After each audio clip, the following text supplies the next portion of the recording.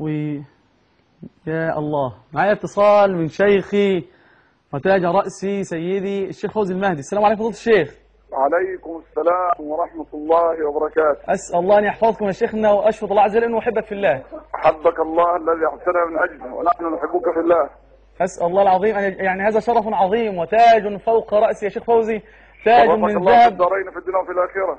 ربنا يحفظكم يا شيخنا يا رب، ويبارك فيكم. رفع الله قدرك في الدنيا وفي الآخرة. اللهم آمين يا رب. أسأل الله أن يرزقنا الإخلاص. اللهم آمين يا رب. وأن يجعل ذلك في ميزان حسناتك. اللهم آمين يا رب. شيخ فوزي وأن أذن لي ينفع بس به المسلمين أجمعين. أعرف الناس بفضيلة الشيخ فوزي المهدي. فضيلة الشيخ فوزي المهدي كان نصرانيا وأسلم، وهو من تلاميذ فضيلة الشيخ محمد صفوت نور الدين وفضيلة الشيخ ابن باز والشيخ ابن عثيمين، وهو من العلماء الكبار، وهو شيخي وتاج رأسي. فضيلة الشيخ فوزي، ما رأيك في هذا البرنامج الطيب؟ يا مرحبا. ما رأيك؟ أسأل الله عز وجل أن يرزقنا لكم الإخلاص وأن نكون خلص وجه الكريم. اللهم آمين يا رب.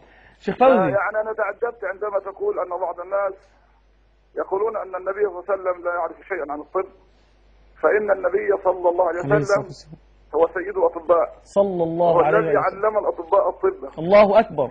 أخذ شيئا واحدا فقط وأستدل بذلك من كلام الأطباء. أي نعم. الأطباء عندما يعجزون في خفض درجة الحرارة يستخدمون الكمادات.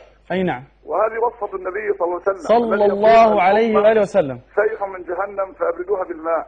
الله أكبر. أمر آخر، عندما يذهب المريض يشكو من المعدة، الطبيب يوصيه بترك الطعام أو التقليل من الطعام. الله أكبر. الله أكبر. صلى الله عليه وسلم. صلى الله عليه وسلم. الذي يقول صلى الله عليه وسلم صلى الله عليه وآله وسلم والحمية الدواء. الله أكبر. وكذلك طبيب الأعصاب الله والطبيب النفسي يوصي المريض أن ينام في الظلام. الله أكبر. وهذه وصفة النبي صلى الله عليه وسلم. صلى الله عليه وسلم. فإن من السنة إطفاء السراج قبل النوم. الله أكبر. وأمر يسير جدا، طبيب نصراني أمريكي رأى مسلما يشرب جالسا.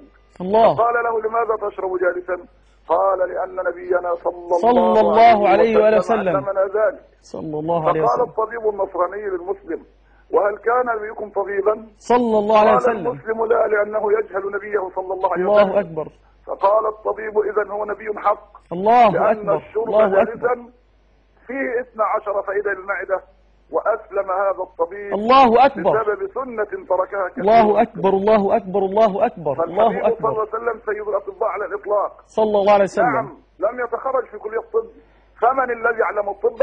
إنه الله. علمه شديد القوى. الله أكبر. ماذا علمه؟ علمه كل العلوم النافعة. الله. الطبيب يصف الدواء، والحبيب صلى الله عليه وسلم يصف الشفاء. الله. فيقول صلى الله عليه وسلم: الله أكبر. عليكم بالشفائين القرآن والعسل. الله أكبر. ويقول صلى الله عليه وسلم عن زمزم: هي طعام طعم وشفاء سقم. الله أكبر. ويقول أيضا صلى الله عليه وسلم عن حبة البركة: عليكم بهذه الحبة السوداء فإنها شفاء لكل داء إلا السام. والسام هو الموت. نعم. وأنا أقول: لو كان الموت داء لكانت الله الحبة أكبر. السوداء له شفاء. الله أكبر. الله أكبر. فنحن لا نعد ما يقولون، لكننا نوقظ المسلمين الذين ينفقون آلاف الأموال على الأطباء، ثم يعجز الأطباء، ثم يقول نجرب القرآن، نجرب الطب. لا، الطب النبوي لا يجرب، والقرآن لا يجرب. الله أكبر. إن لم يكن هناك يقين فلا ولن يرى الشفاء. الله أكبر.